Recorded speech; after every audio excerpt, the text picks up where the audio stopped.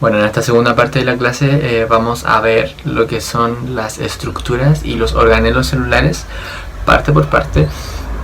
Vamos a partir con una estructura que es muy importante, que se llama la membrana plasmática. Todas las células tienen membrana plasmática y esta me recuerda más o menos a las ciudades medievales, ya que las ciudades medievales antes estaban como rodeadas por un muro y entraba a la ciudad solo lo que el rey o la reina quería. ¿Sí? Estas ciudades son como la membrana plasmática, efectivamente, porque la membrana plasmática es la que decide qué entra y qué sale de la célula. Separa el medio externo con el medio interno. Bueno, desde ya contarles que su próxima clase va a ser toda la membrana plasmática, por lo tanto no voy a ahondar tanto, pero sí contarles de que la membrana se conforma de biomoléculas tales como proteínas y lípidos, como los fosfolípidos, que tienen como forma de fósforo, como lo que podemos apreciar, de colesterol y glucocálix, ¿sí? Bueno, en bacterias y vegetales podemos apreciar una pared celular que es distinta a la membrana plasmática.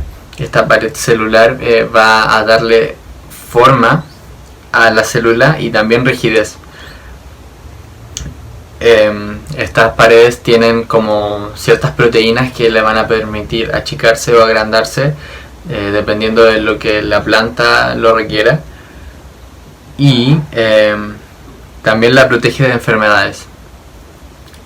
Aquí en esta imagen podemos ver las diferencias entre lo que llamamos intracelular y extracelular. Es importante reconocerlo porque hay una célula, pero afuera de esa célula está el medio extracelular, que va a ser distinto a lo que nosotros conocemos como el plasma, ¿ya? Por el plasma es donde están todas nuestras células sanguíneas, pero no va a ser el mismo medio que el intracelular y el extracelular, ¿ya? Hay que hacer la diferencia. Bueno, el citoplasma es la siguiente estructura que vamos a ver, es como todo lo que compone la célula a excepción del núcleo. En el citoplasma están disueltos muchas cosas, hay lípidos, carbohidratos y proteínas, y además los organelos en sí, ¿vale? Si vemos como a la célula como una cazuela,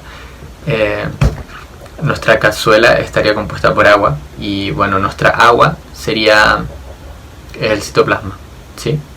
Véanlo así.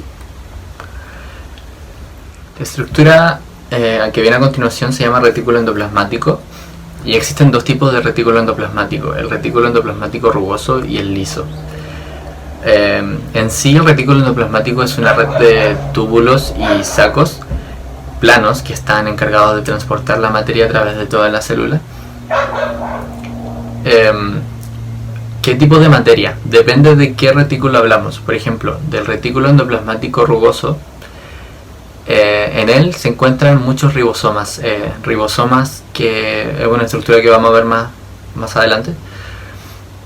Pero estos ribosomas finalmente construyen proteínas, ¿ya? El retículo endoplasmático rugoso es el encargado de fabricar proteínas.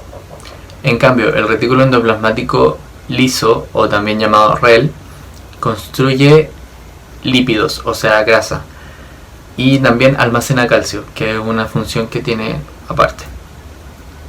Se hace la diferencia entre los dos porque el retículo endoplasmático rugoso tiene ribosomas, o sea, estos puntitos encima de todo la estructura de los sacos, y el retículo endoplasmático liso no, como podemos apreciar en la imagen. La siguiente estructura es el aparato de Golgi. El aparato de Golgi es muy parecido al retículo endoplasmático, pero no son lo mismo, porque las cosas que salen del retículo endoplasmático liso o rugoso llegan acá al aparato de Golgi y se procesan de otra forma con tal de crear otras cosas, otros productos celulares, como por ejemplo hormonas, enzimas y materiales como para la pared o la membrana plasmática, ¿sí? Bueno, igual eso se puede ver en el dibujo que estamos viendo, donde está el aparato de Golgi y cercano a él está el retículo endoplasmático. entregándole todo el material para que sea procesado. La siguiente es el ribosoma. El ribosoma son pequeñas estructuras presentes en todas las células capaces de fabricar proteínas. Estos ribosomas van a leer nuestro ADN, nuestros códigos genéticos, nuestro material genético, y van a producir distintas proteínas que le van a decir a la célula cómo funcionar, qué tiene que hacer, si es que tiene que fabricar más material celular o si tiene que dejar de fabricar tanto material celular. Algunas proteínas que se fabrican acá son las enzimas, y las enzimas es importante verlas, o sea, mencionarlas. Después la vamos a ver mucho más a profundidad, pero son un tipo de proteínas que nos ayuda a hacer todos estos procesos celulares mucho más rápidos. Ya cuando hablen de enzimas, ustedes tienen que pensar en como una gasolina o una benzina que nos ayuda a llevar todos estos procesos celulares mucho más rápido. Y bueno, gracias al ribosoma se fabrican todas estas proteínas, y recordarles que estos ribosomas generalmente se encuentran en el retículo endoplasmático rugoso, o también pueden estar disueltos en el citoplasma, dependiendo de qué tipo de proteínas necesitamos. Bueno, el siguiente organelo es el lisosoma. El lisosoma se encarga de eliminar todo lo feo, lo malo y lo tóxico que haya dentro de la célula. Esto se hace gracias a que el lisosoma como que captura el material, y dentro de él hay muchas enzimas que logran eliminarlo eficazmente para luego expulsarlo fuera de la célula. La vacuola cumple una función parecida al lisosoma, pero esta también se compone de mucha agua. Casi ocupan el 90% del espacio en una célula vegetal. Como les contaba antes, la vacuola se encuentra en las células vegetales y en muy pequeña cantidad en las células animales. En sí es un saco de diversos tamaños que puede estar rodeado por una membrana. La próxima es la mitocondria. La mitocondria me gusta mucho, es como la central de energía que tiene nuestra célula.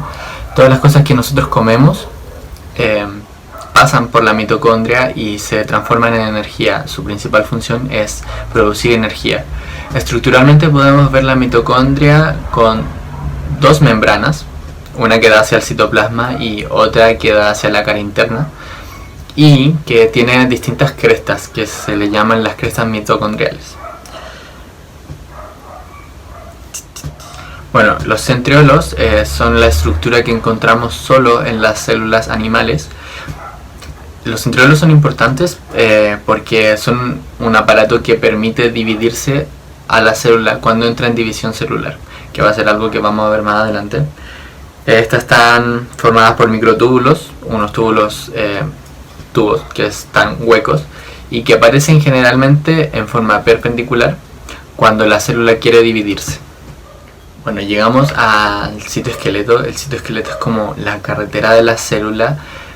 En sí, la célula eucarionte animal.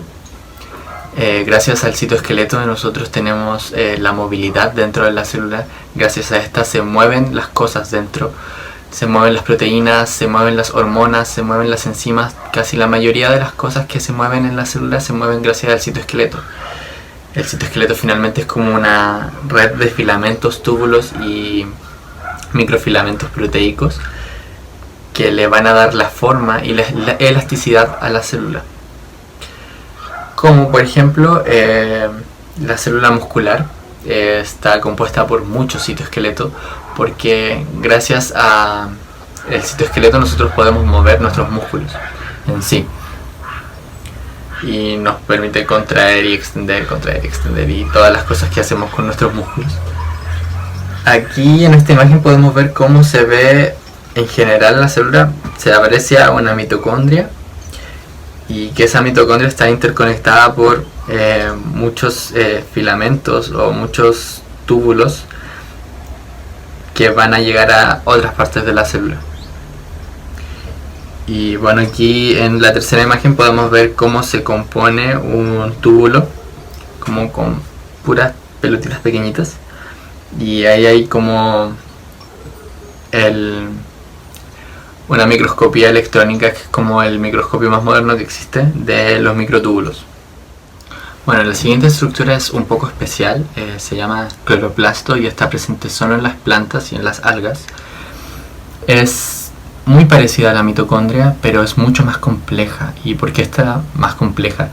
Contiene dos membranas, efectivamente, como la mitocondria, pero dentro de ella hay unos sacos que estos sacos guardan la clorofila, que sería como el material que le da como el verde a las plantas, y gracias a esta estructura es que se puede realizar la fotosíntesis. La fotosíntesis es el proceso que realizan las plantas donde capturan el sol y gracias a esa energía que reciben del sol pueden generar su propio alimento. O sea, esto les da la capacidad de ser autótrofos. O sea, ser autótrofos finalmente es que no necesitan capturar alimento o depender de otra fuente alimenticia, sino que siempre van a tener el sol que les va a dar la energía para poder subsistir. Ya. Bueno, vamos llegando al núcleo celular, que es como la parte más importante que existe en la célula, porque esta protege todo nuestro material genético, más conocido como el ADN. Importante mencionar de que este estaba en las células eucariontes y no en las procariontes. Las procariontes no tienen núcleo. Es como el centro de la célula, por así decirlo, es como nuestro cerebro, porque él es como el que comanda todo el resto del cuerpo. Pero en el caso de la célula no piensa, solo responde a estímulos externos. Por lo tanto, el núcleo va a responder frente a lo que la célula le diga. ¿Sí? Como les decía, su función principal es almacenar y replicar el material genético que nosotros tenemos. Cuenta con una doble membrana, que también le llaman la carioteca. Y bueno, dentro de él se encuentra la cromatina. La cromatina en sí es como un material fibrilar que se encuentra dentro del núcleo y que cuando la célula se divide tiene que condensarse mucho. Y como lo vemos en el dibujo, la segunda estructura es la cromatina, que empieza a condensarse hasta convertirse en lo que conocemos como los cromosomas. Los cromosomas es una forma de organizar el material genético mucho más práctica, porque cuando se divide la célula es mucho más fácil dividir el material genético y mucho más seguro, porque imagínense ustedes, este material genético se daña. Después todo lo que venga para la célula puede ser complicado y puede producir enfermedades. Y bueno, finalmente el nucleolo, y bueno, su principal función es producir los ribosomas que van a estar en el citoplasma. ¿Ya? Finalmente, después de todo, podemos concluir que el núcleo igual es una parte muy importante de la célula, porque él va a ser el que va a mandar al resto de todas las estructuras y en un principio va a decirle a la célula qué tiene que entrar y qué tiene que salir, qué tiene que crearse más en la célula o qué tiene que dejar de crearse. Va a ser como el centro de control, por lo tanto el núcleo es demasiado importante para la célula. Bueno, ahora vamos a ver en detalle como las diferencias que pueden existir entre los tipos de células. Dentro de las características entre las procariotas y las eucariotas, el ADN en las procariotas está en forma circular, como ya lo habíamos dicho. En cambio, en las eucariotas está en forma lineal y tiene una doble hebra. Está como en forma helicoidal, como sale en la imagen. La presencia del núcleo en las procariotas no hay, porque no hay núcleo en las procariotas. En cambio, en las eucariotas sí hay núcleo. La membrana nuclear, bueno, como las procariotas no tienen núcleo, no tienen membrana nuclear. En cambio, en las eucariotas sí existe membrana nuclear. Pared celular en las procariotas sí existe, pero en las eucariotas solo en las células vegetales. Como decíamos, en las células animales no existe, porque la pared celular le entrega rigidez a la célula, y las células animales, como trabajan entre ellas, necesitan mucha más movilidad. la presencia de los flagelos o los cilios, todas las procariotas tienen, pero las eucariotas no todas tienen. Existen ejemplos específicos, como les contaba anteriormente, y la célula vegetal no tiene ninguna. Para finalizar la clase vamos a hacer 4 preguntas.